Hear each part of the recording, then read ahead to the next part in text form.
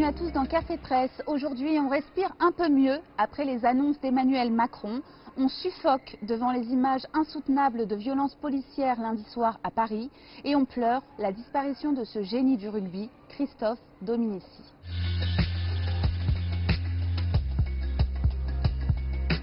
Enfin de l'air pour que la France respire un peu. Et en guise de respirateur, le président de la République, dont les images de l'allocution s'affichent à la une de nos quotidiens. Alors qu'il s'exprimait à un mois jour pour jour du réveillon de Noël, Emmanuel Macron a dévoilé aux Français son calendrier de l'Avent avec un A cette fois, comme ironise Libération. Car il ne s'agit pas encore d'un déconfinement, mais bel et bien d'une série d'assouplissements qui, s'ils fonctionnent, nous mèneront peut-être à un déconfinement. Pour y voir plus clair, le Parisien vous propose un récapitulatif des 3 phases énoncées par le président. Dès samedi, les Français pourront désormais se promener 1 heure de plus par jour dans un rayon de 20 km et même commencer leurs achats de Noël puisque les commerces pourront rouvrir et ce jusqu'à 21 h.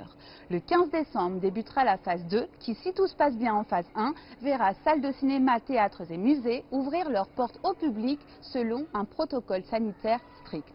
L'autre information à retenir étant l'instauration d'un couvre-feu de 21 h à 7 h du matin sur tout le territoire à l'exception des soirées des 24 et 31 décembre pour permettre aux Français de réveillonner en famille ou entre amis. Enfin, en phase 3, prévue à partir du 20 janvier, vous pourrez commencer vos bonnes résolutions en retournant à la salle de sport et puis tout annuler en retournant également au restaurant. Dans Le Parisien, on juge ces décisions plutôt décevantes, mais dans son édito, Jean-Michel Salvatore reconnaît qu'Emmanuel Macron n'avait pas franchement le choix. Les leçons du relâchement cet été ont été retenues. La stratégie est simple, tout faire pour éviter un 3e confinement.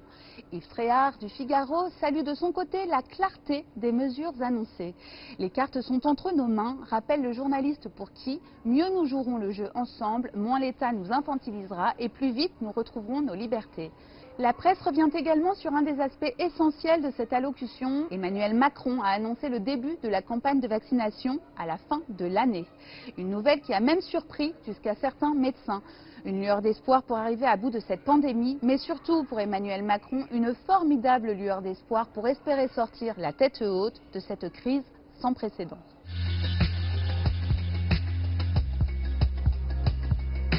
L'autre actualité du jour nous coupe cette fois la respiration. À la une de Libération, une image insoutenable qui n'est pas sans nous rappeler celle de George Floyd, maintenu au sol par la botte d'un policier américain et suffocant jusqu'à trouver la mort.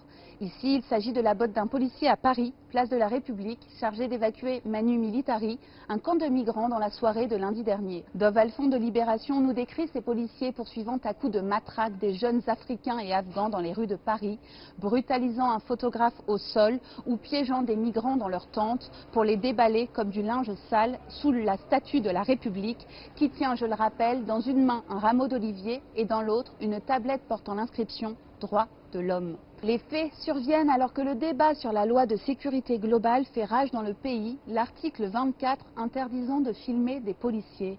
À la vue des incidents de lundi soir, le malaise est total devant ce sentiment d'impunité. Ces scènes de violence qui couvrent de honte toute une nation ont été dénoncées jusqu'au ministre de l'Intérieur Gérald Darmanin qui a ordonné l'ouverture d'une enquête. Mais il faudra bien plus qu'une enquête pour éteindre le feu du soupçon et de la défiance qui s'est installé en France à l'égard de ces féroces de l'ordre, avec à leur tête Didier Lallement, un préfet sans état d'âme dont la brutalité des méthodes a souvent été contestée.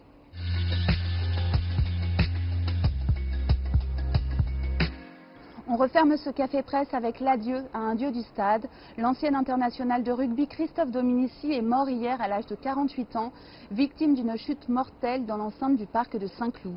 L'équipe lui dédie sa une et rend hommage à un joueur brillant et ultra sensible qui laisse orphelins tous les amoureux du ballon ovale.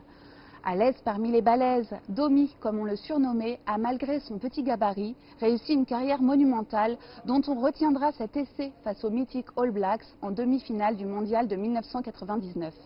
Un match dont il dira qu'il a changé sa vie et l'a fait entrer à jamais dans les légendes du rugby. Bonne journée à tous et à demain.